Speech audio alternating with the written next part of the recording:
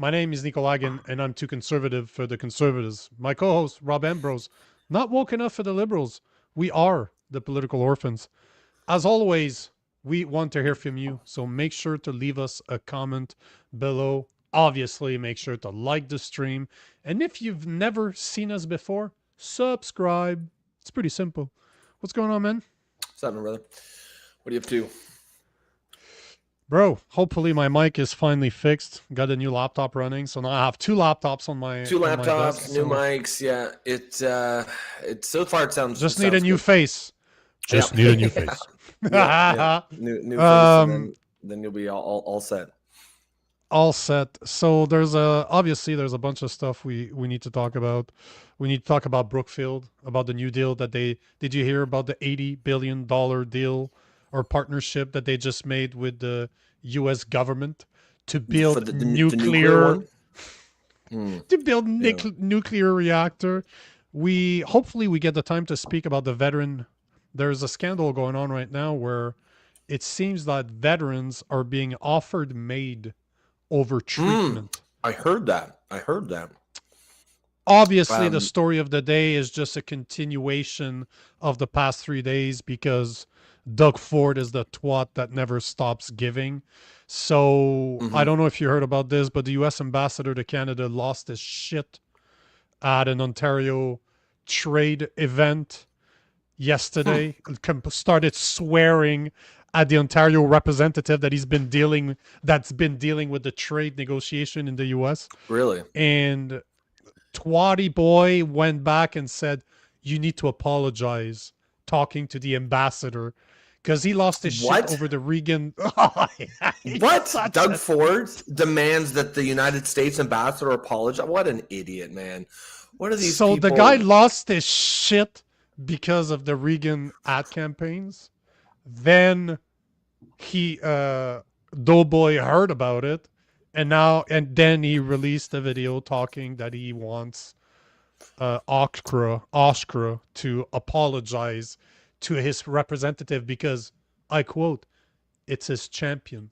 He won't stop using that word. I want to smack him every time I dislike that man so much. When are these idiots going to realize we're not the ones with the big dick in this negotiation? We're not the ones who can go around demanding apologies because we don't have a stick. We don't have they say speak softly and carry a big stick. We're speaking loudly, but we ain't got no stick. Did you hear the White House has said that trade talks were already going south before the Reagan ad? So it wasn't even because Carney was. I think he's trying to get the message like, oh, we were almost close to a deal, but it turns out, maybe this is why he didn't want the bad press of a failing negotiation. So he let Dougie do his dirty work. 100%. Don't you remember the video I showed on the show yesterday? Exactly that, from former conservative MP saying that the reason, what's his name, Mark Carney, has not been vocal or publicly called out Doughboy or Doug Ford is because the ads hid the fact that he refused Trump's last trade deal. He said no to it, and instead of admitting like a man that he really does not want to make a deal with the US, he used Doughboy's ads as a cover-up. You know, one of the things I've learned over the past few years is simple. Every single time there's a big media circus, ask yourself a very simple question. What are they trying to cover up? And that was, a few days ago when we spoke about Carney not calling out Doug Ford. I said it on the show, like, there's something behind this. There always is. And yesterday I was proven right. And then again, I'm proving right again because it's coming out more and more. And by the way, I wanted to give an update because yesterday we talked about the RV tariffs possibly being lifted by the EV? Carney. The EV tariffs on Chinese vehicles being lifted.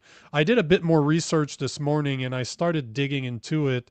So turns out that our manufacturing plants in Canada are capable of handling about 50,000 EVs a year.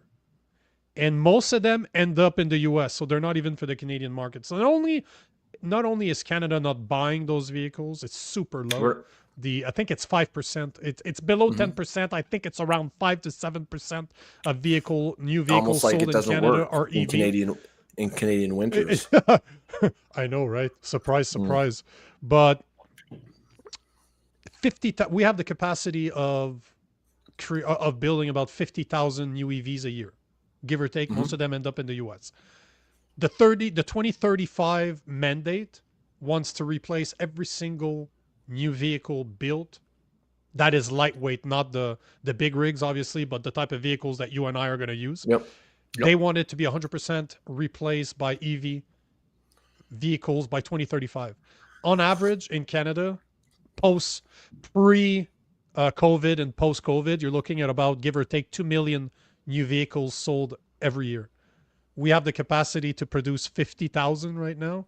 And as per the estimates that I was able to find, by 2030, they could possibly ramp up production to 200 to 300,000. There's no plan in the works right now to ever be able to meet the demand.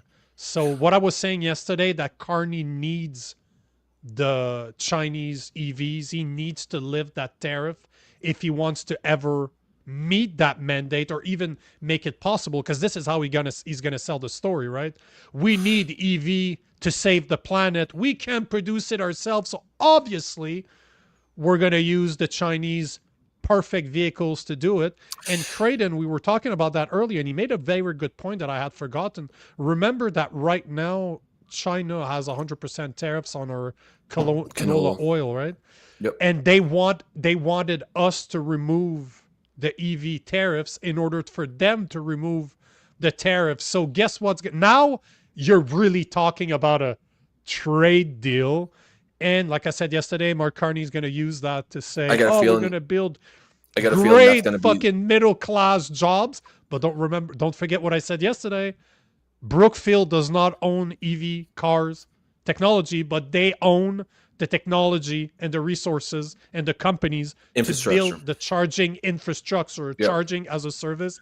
They own the EV battery storage technology, and they own the renewable energy technology, wind, hydro, and solar, to replenish those charging stations. So they're setting themselves up. They're going to make a mint. They're going to make a mint. Oh, and they're going to sell it as, this is how we rebuild Canada. Let's bring middle-class jobs back.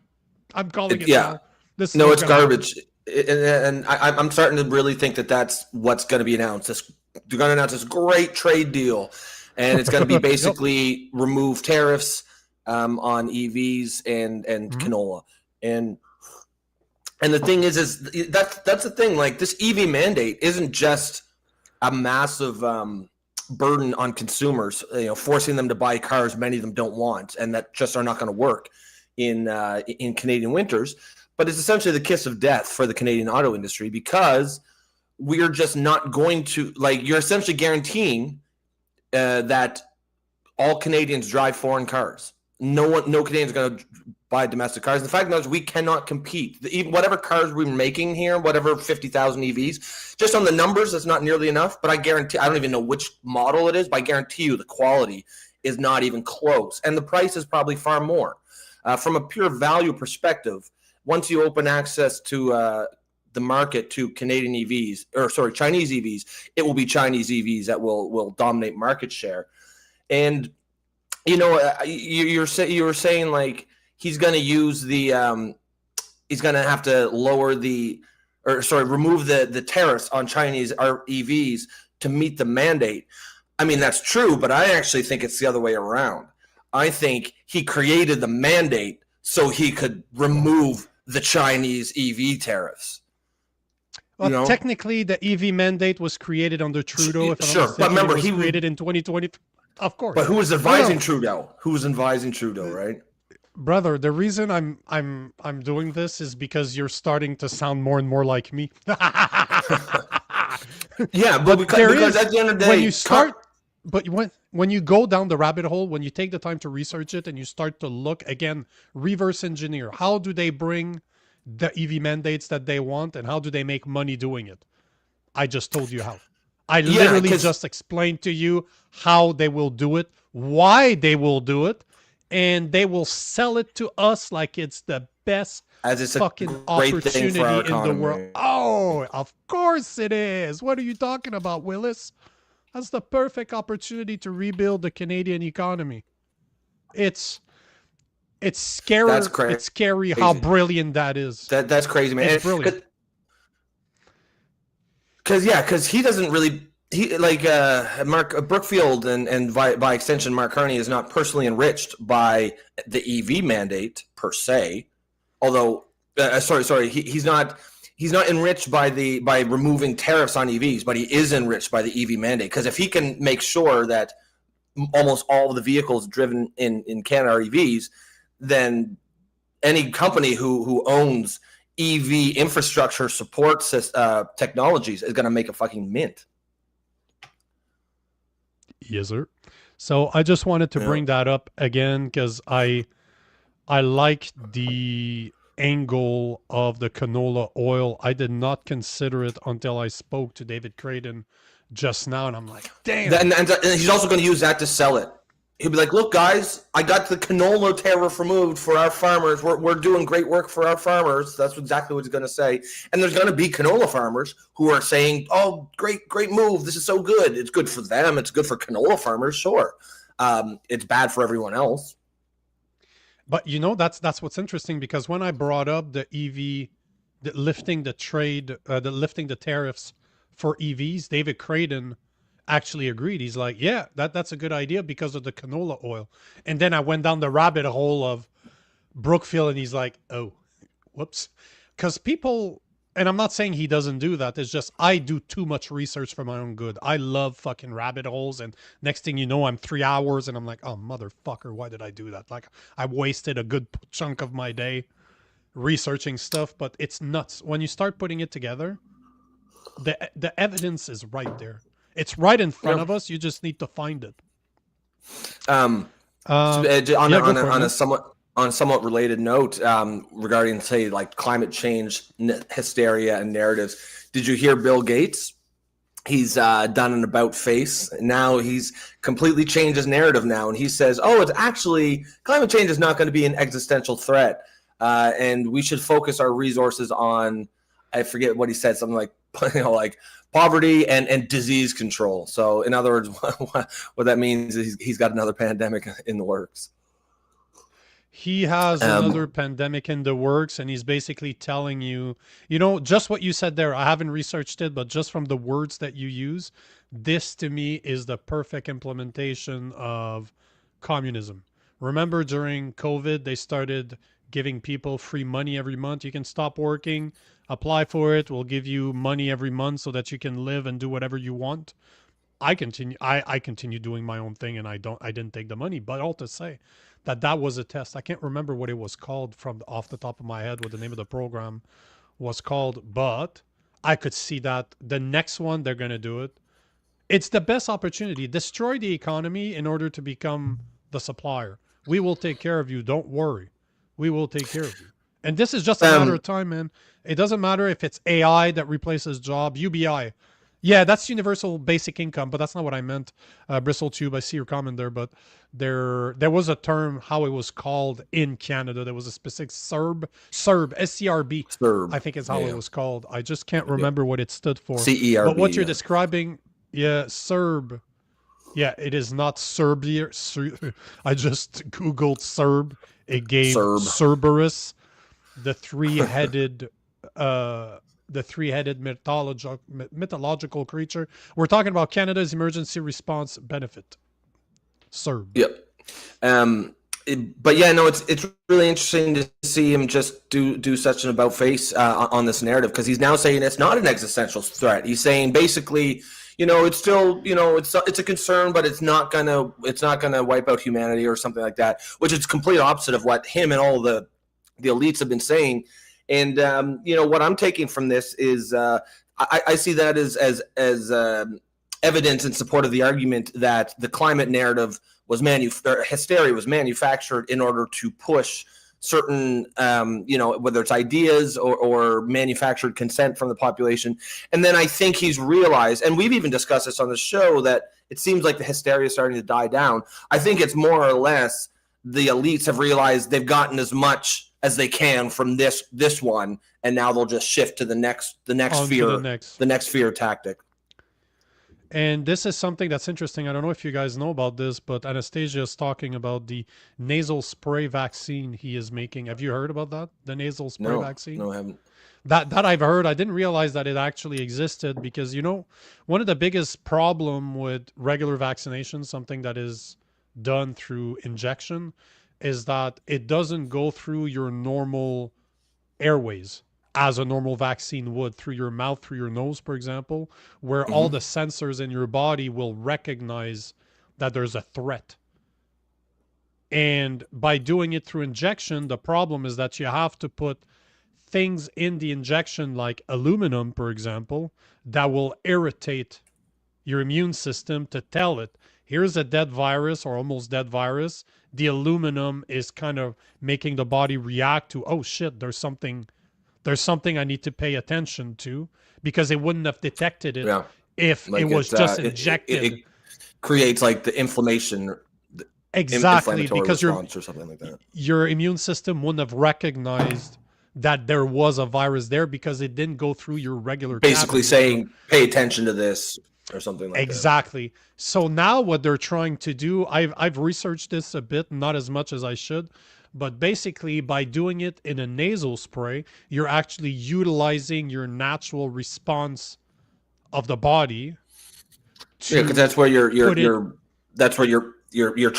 triage works, right? Because that's where you're going to first detect any bugs or viruses that you come in your body. So it's actually fucking brilliant what they're doing, because now the anti-vaxxers, or the people like me that don't trust vaccines, or that's been complaining about the aluminum, now they're like, oh, but nasal, you don't need that stuff anymore. We're shooting it through the normal cavities where your body will recognize that it is. But you don't really know what they're putting. They could still do that for mRNA technology.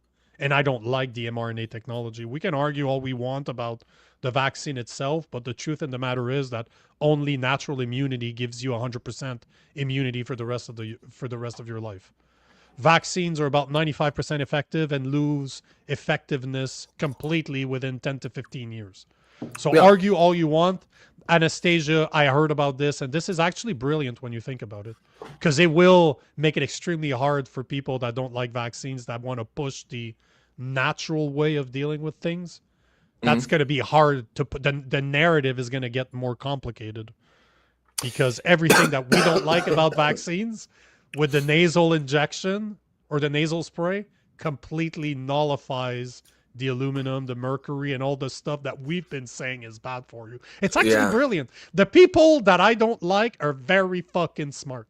They're very fucking smart. Yeah. I mean, it'll certainly change the debate and how that goes. Mike McKenzie says, I think it's obvious they make up history, or make history up and the future to control the narrative.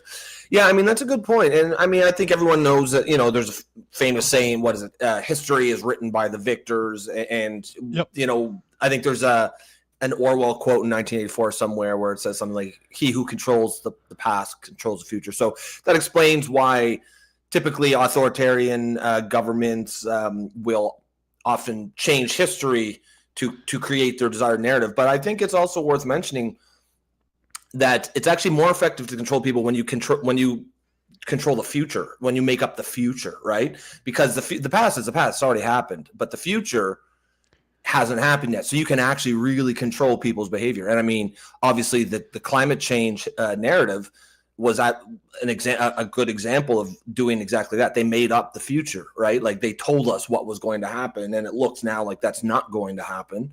But over the course of the last 20, 30 years, how many hundreds of billions, if not trillions of dollars have been diverted to, causes or NGOs or charities or whatever that were more or less just fronts as for I think that's a lot of this just turned into just a giant grift for very rich and connected people.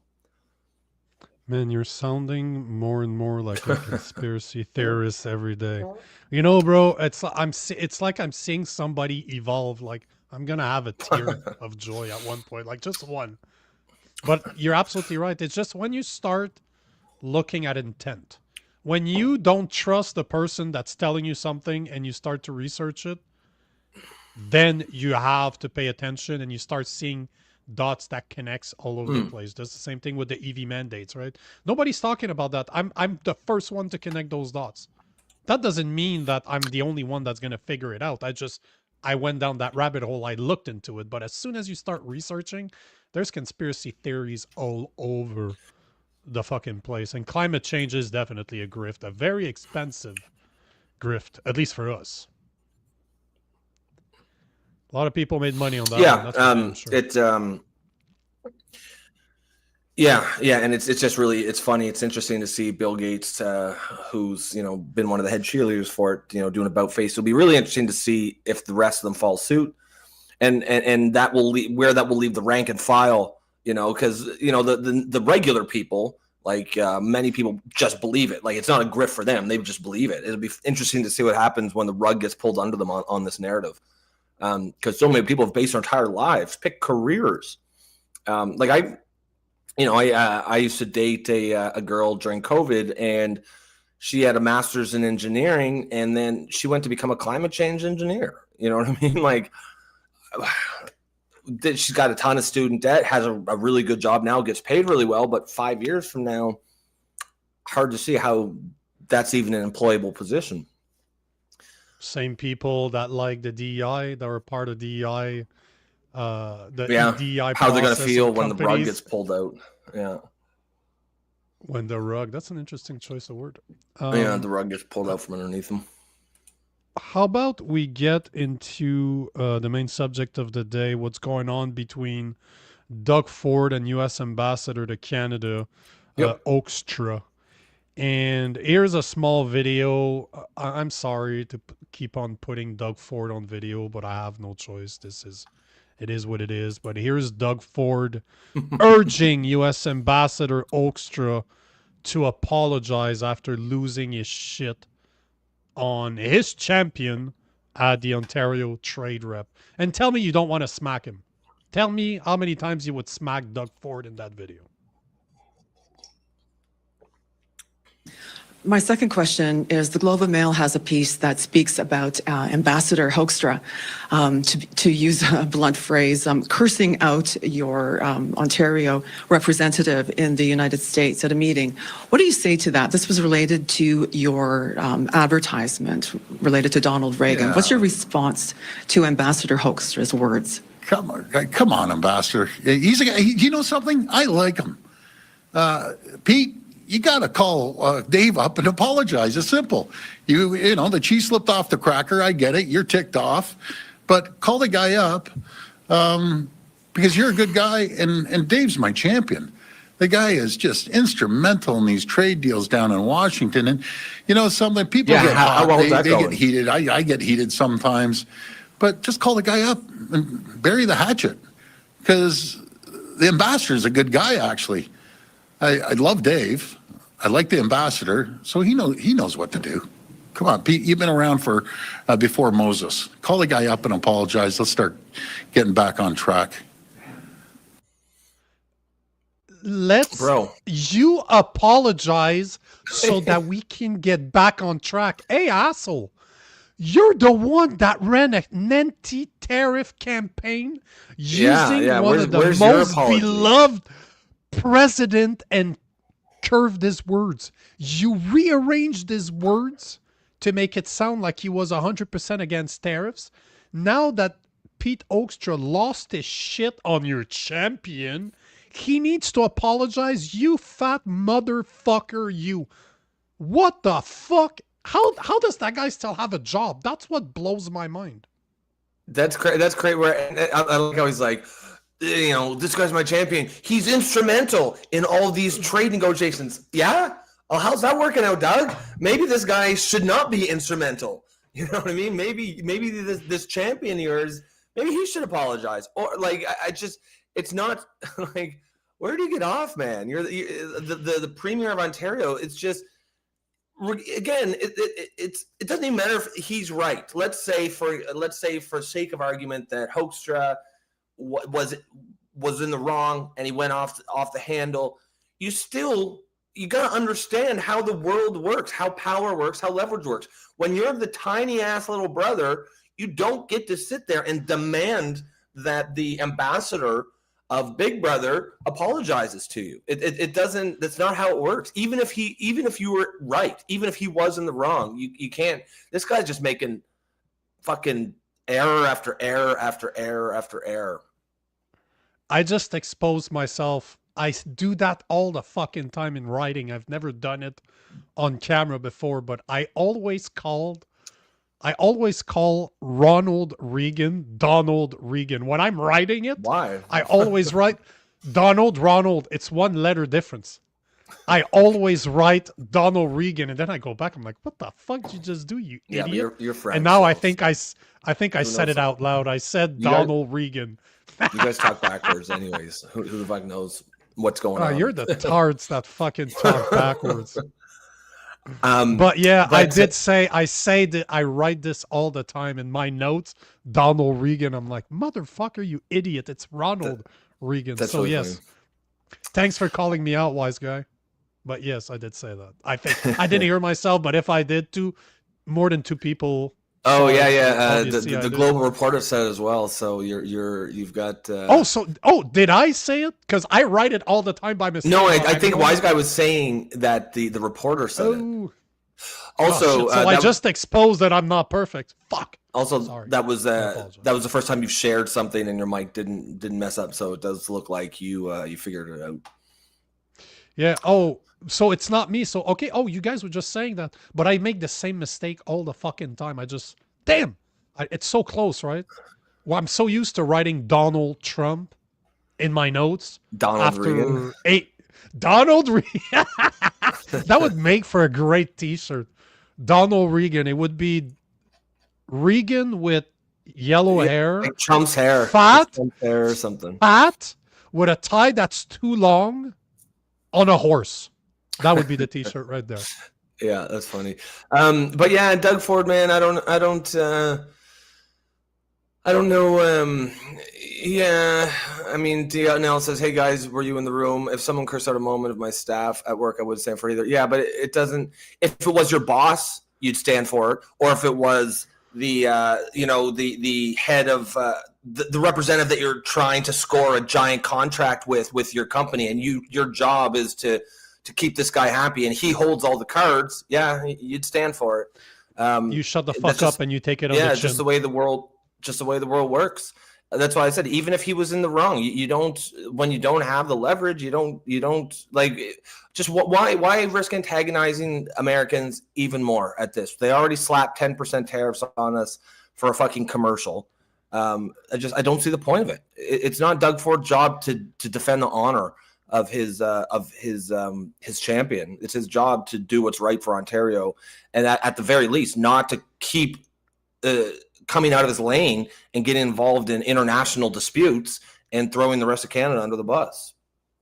Let me take this one from DNL. No, I wouldn't stand for it, dude. No, that is not the way the world works. Okay, hold on.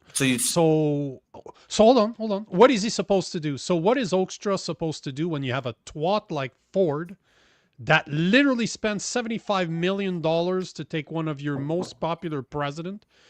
He rearranged his words to make it sound like Donald Trump and the whole organization was wrong to put tariffs on Canada.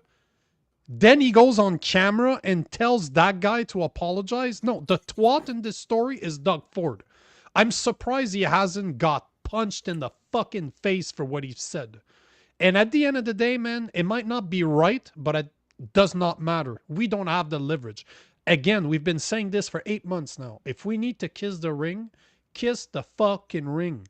Doug Ford fucked up with those ads. He pissed off a lot of people. He should be praying to God that he still has a fucking job. I don't understand how that guy still has a fucking job. If it wasn't for the fact that he saved Mark Carney's ass, he wouldn't have a job. But If we need to take it on the chin, we take it on the chin. And you know what? Doug Ford could have shut the fuck up. He could have simply said, you know what? I understand that the moments got heated. He didn't appreciate the ads. My mistake. I shouldn't have done it. He had the perfect opportunity to apologize and just say, you know what? Shit happens. Let's get over it and just continue. Hopefully we can go back to the negotiation table. But to start asking the ambassador to Canada to call his idiot to apologize? No, hell no. You could be against what he did, and you know what, DNL, absolutely, you have the right to be against that. But to start asking him to apologize, it's bullshit. Absolutely bullshit. Well, and the other thing too Doug is Ford should be apologizing for the ads, which he's not giving a fuck about the ads. And again, like this whole sort of debate is assuming that Hoekstra was in the wrong and that Ford's guy was the wrong party. There's no evidence of that whatsoever. But the fact of the matter is, even if, let's keep on assuming for this hypothetical argument that Hoekstra was in the wrong, I don't have a problem if he wanted to say that to Hoekstra privately, right? Call Hoekstra's office and say, look, man, that wasn't cool, or I didn't appreciate what you did. Could you please apologize to my guy? That's one thing. But you don't call that guy out. You don't call the US ambassador out in public to the media and demand an apology. It's like, I don't know if anyone's played baseball. If you're at the plate and you get shitty calls from the ump, you can argue the ump as long as you don't show him up. Like, don't stare at him and make it obvious to everyone else out there that you're embarrassing this guy. If you kind of keep your voice down so no one else hears, you can say that was a bad call. But the minute you show someone with authority over you up, it always works out bad for you. And unfortunately, the United States, they have the leverage now. You don't show up. You don't embarrass the U.S. ambassador. Even if you feel that way, then say it privately. There's nothing wrong with that. And again, DNL, so we take it up the ass. We don't have a fucking choice. That's what happened when you don't have leverage.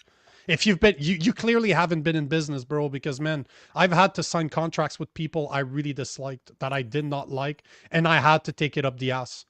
That's business, man. If I don't have the leverage and I still want to make a deal, sometimes you got to kiss the ring, and sometimes that ring's on a cock, bro. You got to do what you got to do if you want to have a contract. and sometimes the ring is a cock ring.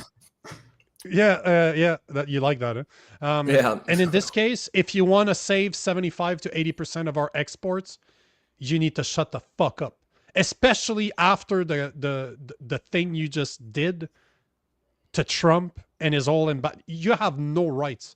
Feel however you feel about Hoekstra, you have no rights to call him out. Agree with what Hoekstra said, you don't know. You also don't know what this champion said, and the reason I called him an idiot is because he's part of the negotiation and probably thought that those ads were a great idea. Anybody that thought that those ads were a great idea is a fucking moron. So if that guy is who you're sending to the US, you don't know what he said. He could have said something to Hoekstra to say, oh, those ads were just, we wanted to do this, and he tried to defend it, and Hoekstra didn't take it at all. We have no context whatsoever. But what we know is that Doug Ford should have shut the fuck up and not approach that subject with a 10-foot pole to just say, you know what? Yeah. You know what? I don't even think he's the one that should be apologizing for the ad. And plain and simple. Even if he didn't, I wouldn't even shit on him if he didn't apologize. If he just said something like, "Look, it's private between me and the ambassador. We're gonna sort it out on our own." I'd respect that. But yeah, you don't need to call him out and show him up in the media. That's not a good idea. And then DNL says you're making a fair point now. So the common ground there is, probably shouldn't have done it in public. In private, no. Yes, fair point. No. Oh, what you say behind closed doors, that's fine. Do I think that Hoekstra is right to swear at people? No. But at the end of the day, I had to suck up this type of bad behavior in the past, because guess what? If I don't have the leverage and I want to deal, sometimes you deal with a lot of assholes out there and they know that they have the power. And I'm not saying Hoekstra's an asshole. I'm just saying that's asshole behavior. But we don't know what the relationship was. We don't know what that guy said to him either. Because for all we know, he pissed him off. Because I've seen a lot of videos of Hoekstra, and he seemed pretty okay. Like, I've never seen him lose his shit. Well, Doug Ford even said haven't. He liked him. Doug Ford said he was a good guy. It's just whatever comes out of Doug Ford's mouth is always the worst thing he could have said. It's really like, you know, on one side you have a guy like Pierre Poliev that won't say anything that hasn't been pre-approved by 20 people. Doug Ford's the complete opposite. He says everything is on his mind, and he should have shut the hell up. So maybe somewhere in between him and Pierre Polyev is a sweet spot. In both the way they speak and size and what they eat. Yes. Doug Ford saying, no, it's funny. I saw it coming up there say like, yeah, of course he was talking about cheese.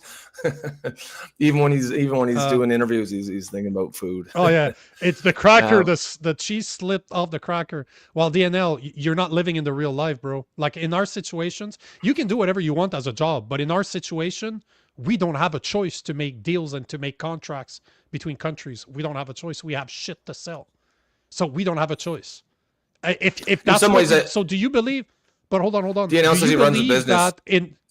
Okay, sure. That's fine. He may have the luxury. You have the luxury then of kind of being being able to keep your dignity. if you're working in the real world, you often you don't get that luxury. You don't. If you have to make deals, in the end of the day, 75% to 80% of our exports end up in the U.S. We don't have a choice to make a deal with the U.S. We just don't. Whatever that costs, we don't. If you have to take that type of abuse, shut the fuck up and take it. That's it. You don't have a fucking choice. DNL, I don't know what you your don't have that luxury. Let's just say hypothetically, imagine if you had one customer that make up 75% of your revenues. Yeah, you know, it's real hard to you know, I think there are certain things you're going to have to do, even if it means, you know, biting the bullet sometimes or kissing the cock ring.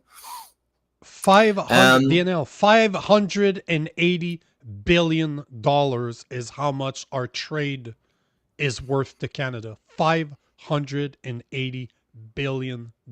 How many jobs do you think survive because of the U.S. buying our exports? So yes, we have to do whatever it takes to keep those Canadians. At least you pick your battles. That's it. At least you pick your battles, right? You don't go for like. There certainly are. There have to be red lines, of course. You can't just bend over and allow United States to do anything. But you can't. You can't just. You know, if you're gonna like sort of stand your ground on an issue, you have to make sure it's worth it. Don't just go picking stupid fights. Don't do stupid shit like that ad.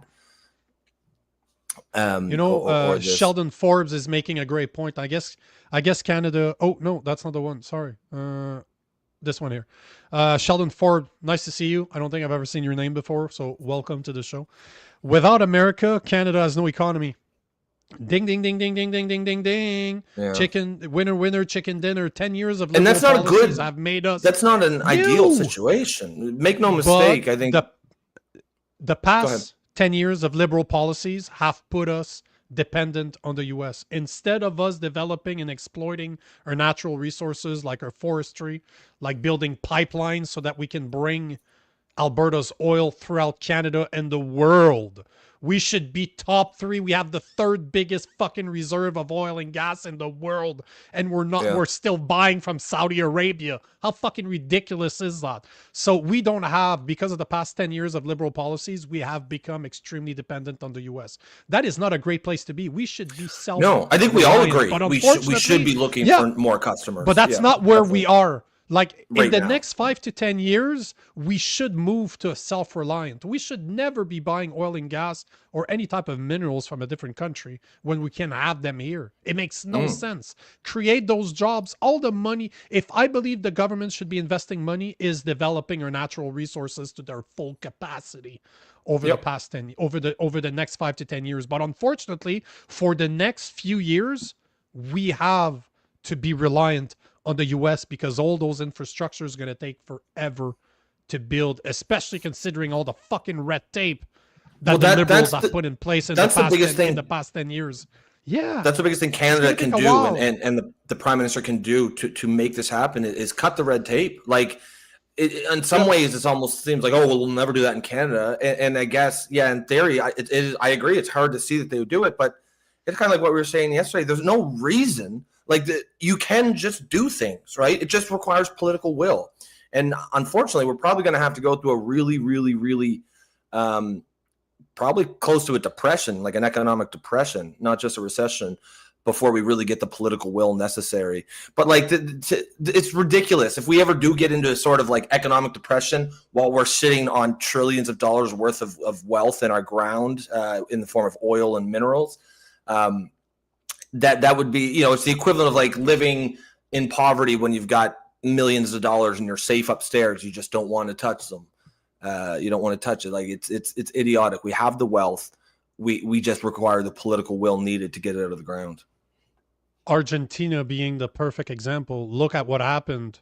They went communist for years, completely destroyed their economy. And now the new leader is just fucking walking around with a chainsaw. Literally, he has a chainsaw as part of his fucking selling platform. But who is it? MAiD or something? Yeah, MAiD, yeah. So he's rebuilding that country. So it's possible to get out of it.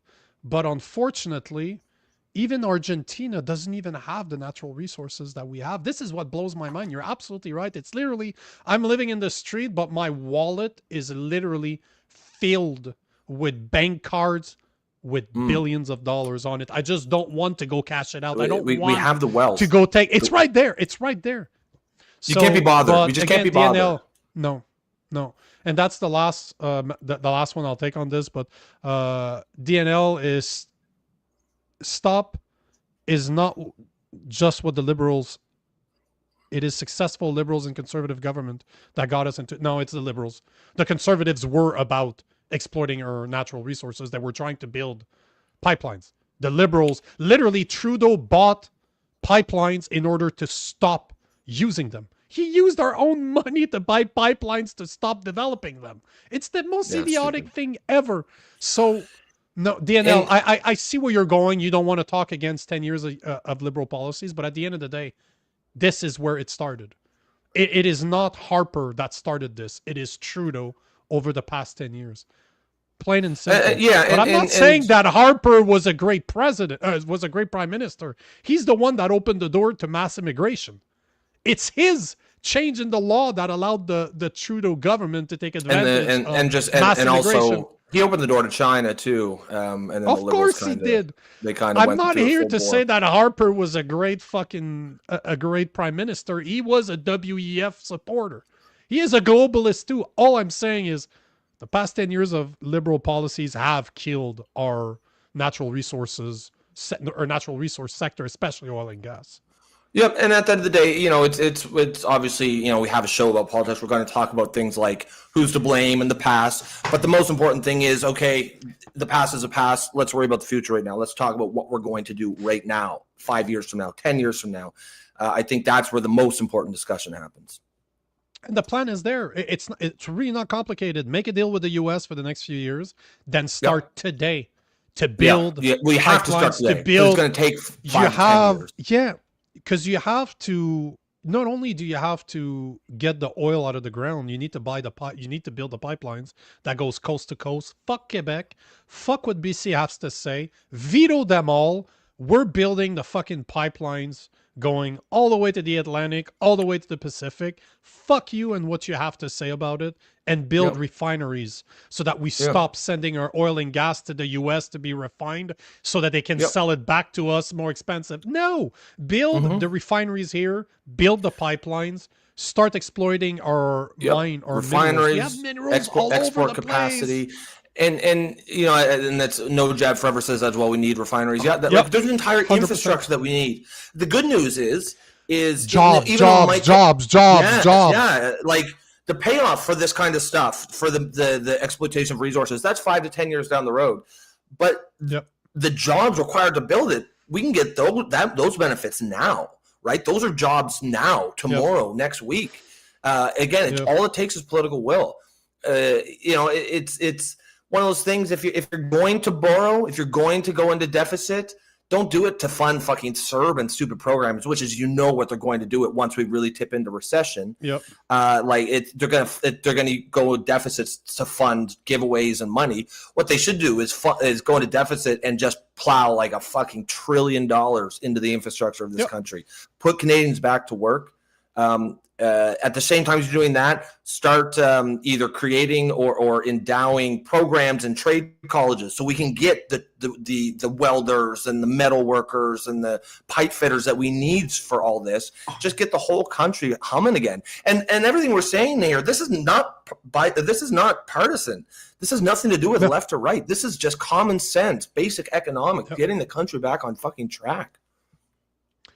Sheldon Forbes, Nico, no one will invest in Canada. It's not worth its taxes and red tape are too high. But that's, not right now. This is the only time. No, but hold on. This is the only time I will say that we should go live on a credit card in order to invest our country. If I agree with a deficit right now, is to rebuild this fucking country. Build the refineries, build the pipelines, open the floodgate for oil and gas, remove the red tape.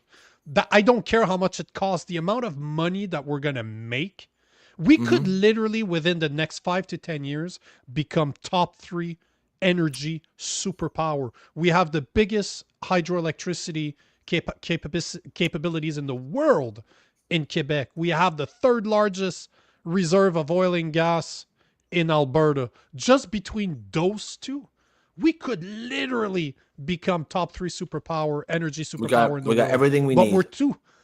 But let's put it in the ground and buy gas from Saudi Arabia. Yeah. It's that crazy. Sounds like a... Yeah, it is insane. As DNL says, agree with you on this, Nico. Stop exporting our resources to the U.S. And that's true whether it's natural resources or manufactured products. But the real money, the real wealth is created in finished products, not in raw materials. Right, so and the jobs that it would create right here. You have to build those pipelines. You have to build those refineries. You need guys, and those are good jobs, fields. Good paying jobs, right? And this is all over the place. You're gonna get jobs in Alberta, Saskatchewan, Manitoba, Ontario, Quebec. You're going to get it in BC, Alberta. It's going to be everywhere. The port, you're going to have to build more ports in Montreal, build more ports in BC, maybe build more ports on, Manitoba, that gets access to the north. Hey, man, you would literally boom the economy over the whole fucking country. Good paying jobs. We could finally afford to export.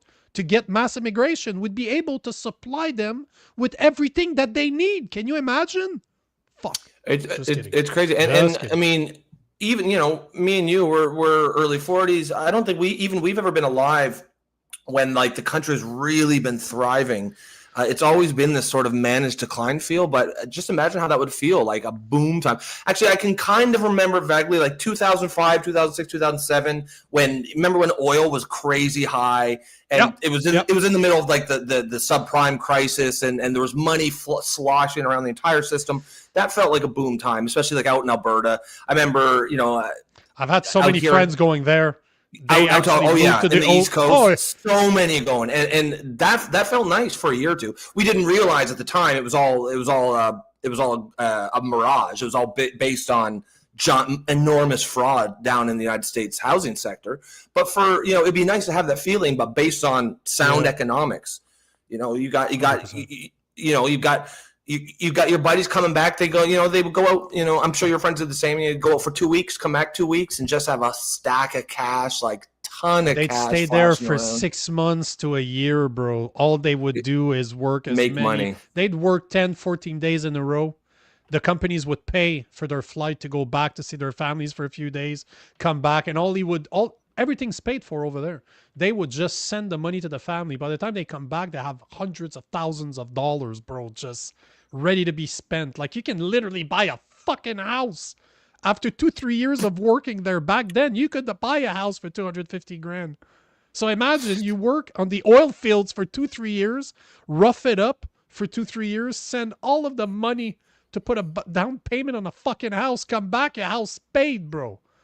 Like that was Crazy, the dream eh? back then, man. Yeah, 2-3 yeah. years you pay for, because those salaries weren't like $60,000 a year. No, they were making hundreds of thousands of And this is dollars.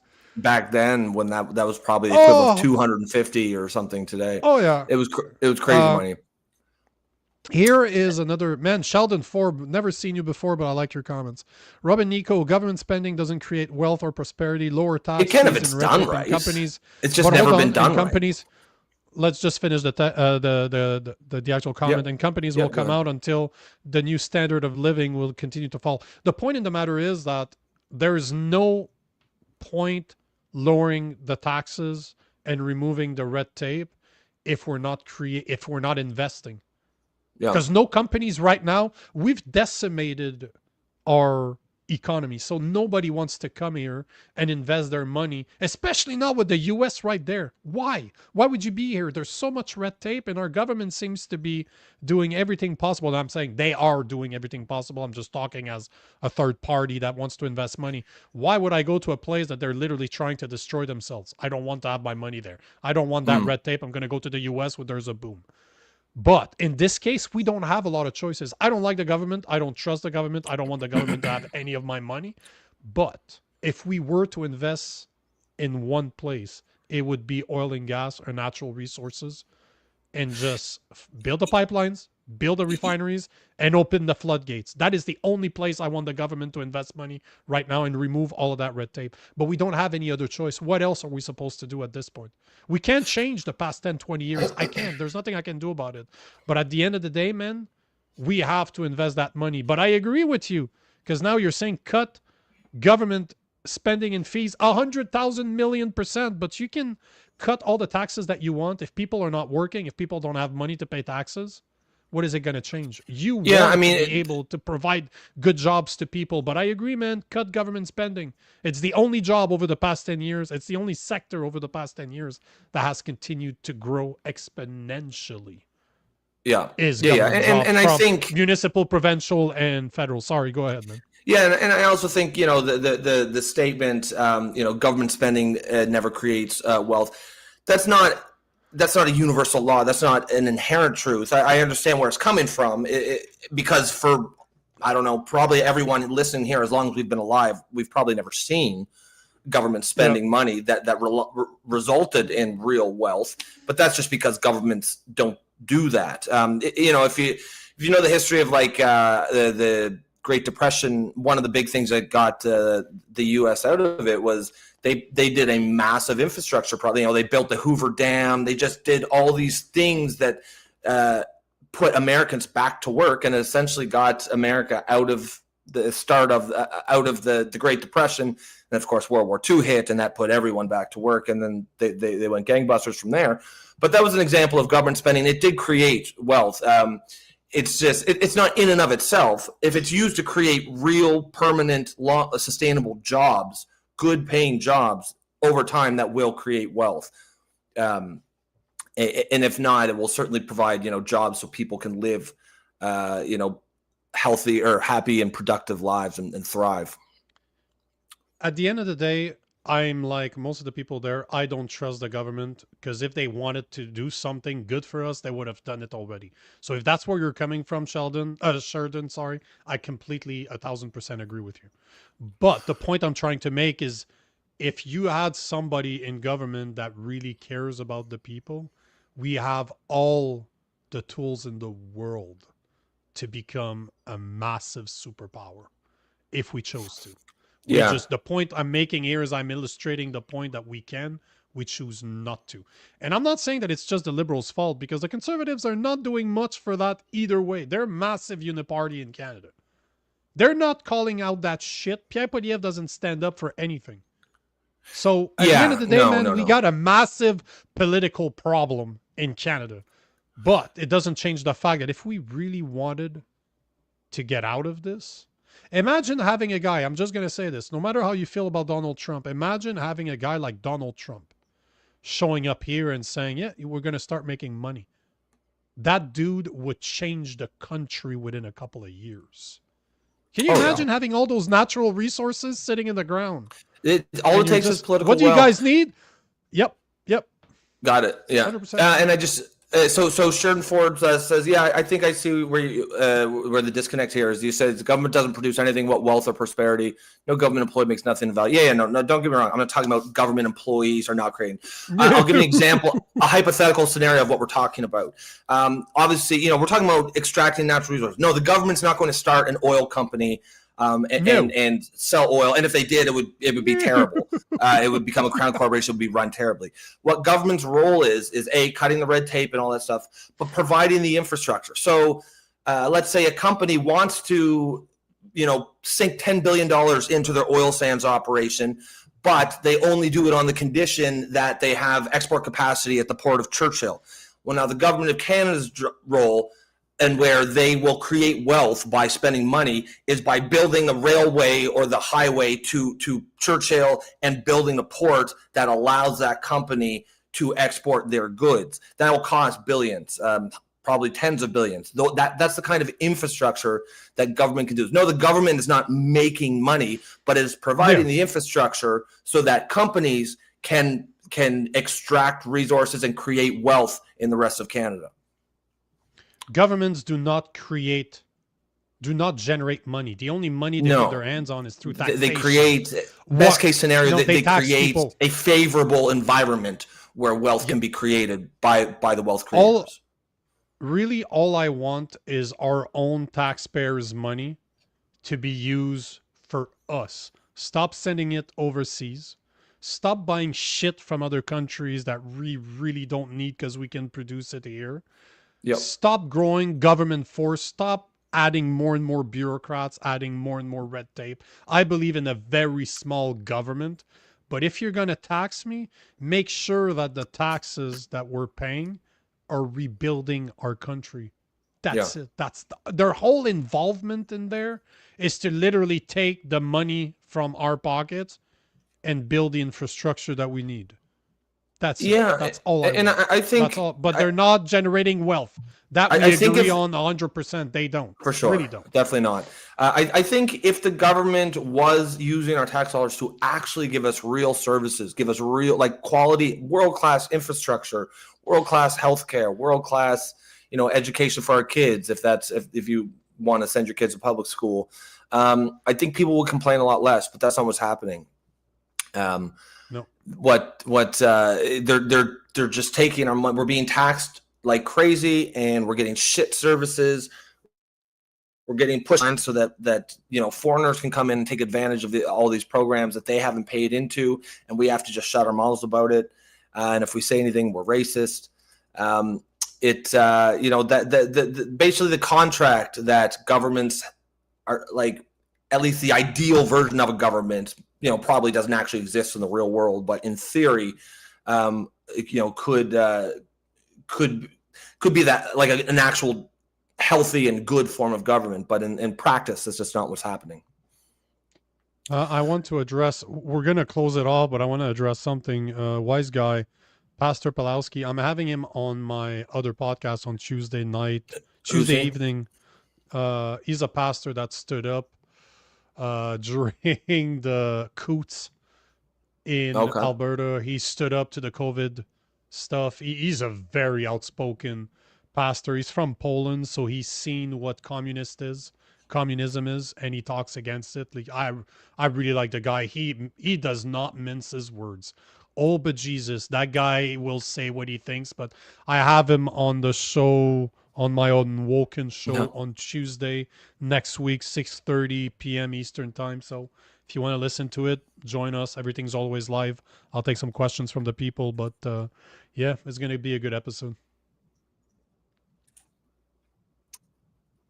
Nice. So it's a good opportunity to pin it there, I think. Guys, excellent show as always. Lots of audience engagement. If you want to support the show, please consider becoming a member through YouTube, or you can buy us a coffee, just the tip, through the VR code up in the top right-hand corner of the screen. I think, did you have anything you wanted to add to that? All I'm going to say is if you liked the stream, make sure to leave us a comment. We want to hear from you. So if you're not watching it live, leave a comment. We address the comments. And Yeah, reshare the stream if you're on X, but join us at the Political Orphans on YouTube. You can find Rob as Rob the, what is it? What's your fucking handle on X? Rob underscore the builder. The builder, THA.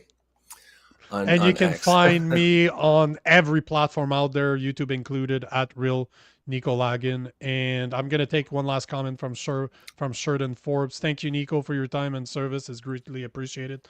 Thanks for the great comments, man. I love to talk about this shit, no matter if you agree with me or not. So if you like civil discourse, hopefully we'll see you again. On that note, absolutely. guys, we'll see you tomorrow. Peace.